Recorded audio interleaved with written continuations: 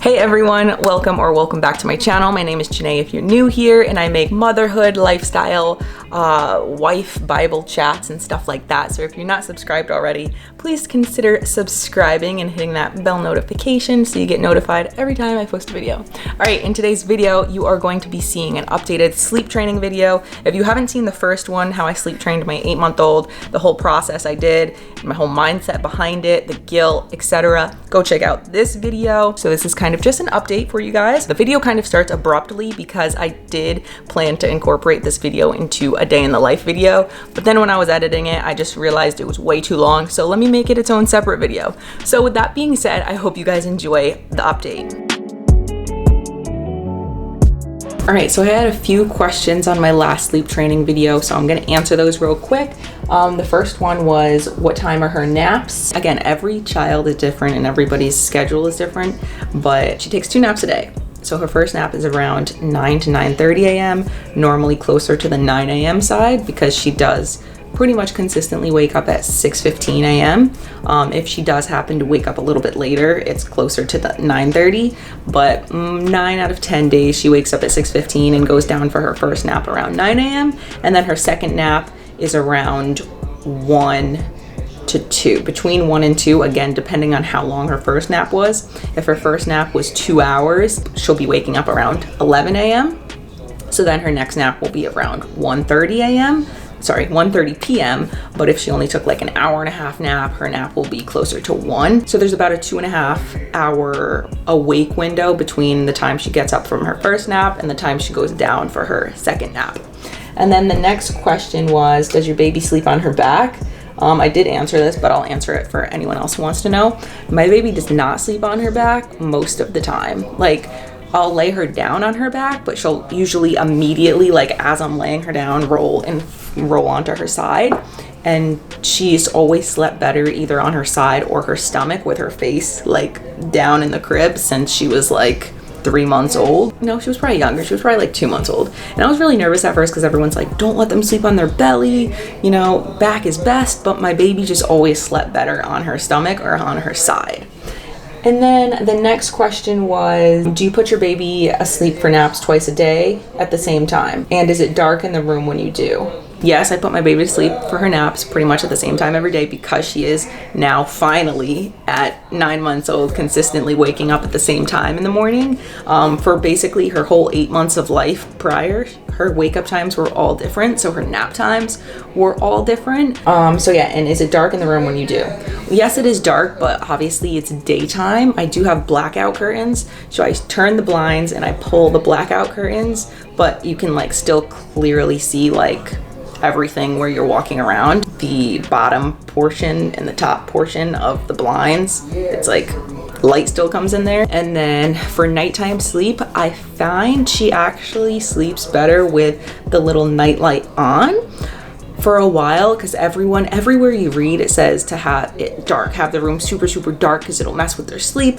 So I tried that, but I felt honestly she was waking up sooner when I had the room super dark. Like, if normally she wakes up after 3 hours at night, oh yeah, I didn't mention that. So normally when I do put her down for a night's sleep, she wakes up around 3 hours later, and then I'll feed her and bring her in the bed with us to co-sleep.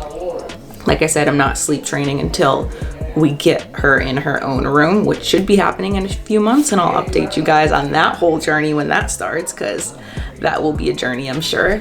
But yeah, at nighttime, I do the same thing. I close one of the blackout curtains, leave the other one open just so me and my husband can see when we're walking in the room. And then I also have her night light on, and I find she sleeps much better with a little light on, surprisingly. So yeah. And to sum everything up with how her sleep has been, because the last time we left off, it was at day 6, and now we're like well over a month into this thing. I will say day 9, I got very discouraged because I felt like things were going completely backwards, and I'm like, what? Like, I was seeing so much progress, and now I feel like it's going backwards. Like, is this sleep training even really working? And I got very discouraged, but I kept at it, and I definitely saw the reaps of my hard work because the next day she took really good naps, no crying at all. So yeah, I'm not gonna go into every single detail of how every single day was, how long she cried for what nap, how long she slept for the nap, when she woke up at night, because I literally wrote down every single thing of that. But for the sake of time, and I don't, you know, the point is, I don't think you guys want to hear every single detail of that. But the point is, a month and a half into this, I stuck with it and I did see improvement. Yes, there was days where she'd go no crying, no crying, no crying, no crying, great naps, great naps, great naps. And then like 4 days later, she'd start crying for a nap and I'd be like, nothing changed. Why are you crying for 20 minutes to go to sleep? You know, like on and off. Like, what's the deal? But most of that was due to either her cutting a tooth, or like what just recently happened was the 9-month sleep regression, and that was really hard. We were up a lot in the night. She just wanted to play, and even nap times, she only took 1 nap a day because she would fight her first nap so long that it would end up being, instead of going for a nap at 9 a.m., she'd go for a nap at like 11:45 a.m. for her first nap. And then of course there wasn't enough time to squeeze in a second nap before bedtime. So that was hard, but that I think is over now, because that lasted for kind of like a week and a half, 2 weeks of sketchiness. The past few days, it's been really good. She's been back on her game with the naps, definitely no crying. And like I said, if she does cry here and there, it's like maybe 9 out of 10 days. Like, it's not very often. For the most part, like 90% of the time, she puts herself to sleep for her naps. But for the most part, she does sleep so much better now that we sleep trained. So I am so thankful for that. Hey guys, this is future Janae editing this video, and it was so ironic. I had to just add this in there. The day after I filmed that clip of her sleep training update, literally craziness happened. Like, it seemed like she wasn't sleep trained at all for like the next day and a half.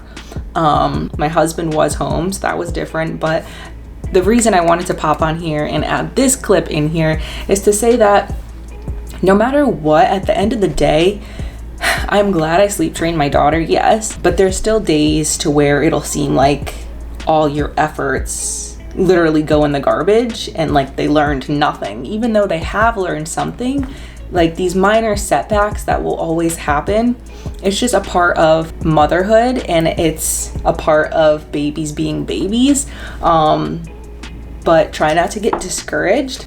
Just because you sleep train your child doesn't mean everything is always going to be perfect from then on with their sleep. That's not the case for me anyway, and not the case for any other parent that I know. Whether you decide to sleep train or not, just know that each day is just bringing something new and unexpected. So when I filmed the clip that you guys just saw, heck broke loose. And then the next day she took like a 4-hour nap and everything was just all over the place. I'm letting you sleep 4 hours because I'm your mother and I can. And if I want to hold you to sleep sometimes and rock you to sleep sometimes, I can. Even though I sleep trained you, I can still do that if I feel like I want extra snuggles, or if I see that you're having a hard day and you're having a tough time falling asleep on your own. I can help you fall asleep. But you know, at the end of the day, you're your baby's mother. You know what's best for them. And every day is going to be a little bit different. Some days are going to be the same. Other days you're going to be like, whoa, why is my baby fighting their nap and crying after going to sleep great for her naps with no crying for 2 weeks? Like, what's going on? If that happens to me and my daughter sometimes, and when that does, sometimes like I said, okay, I let her cry for a few minutes and then I go back and check on her and do the same thing again. And other days I'm like, you know what? I feel like she just needs some extra mommy snuggles, so I'm gonna give them to her. So yeah, thank you guys so much for watching. If you found this helpful, please give it a big thumbs up. And again, hit the subscribe button if you're not already. I love you guys. Have an awesome day. See you soon. Bye.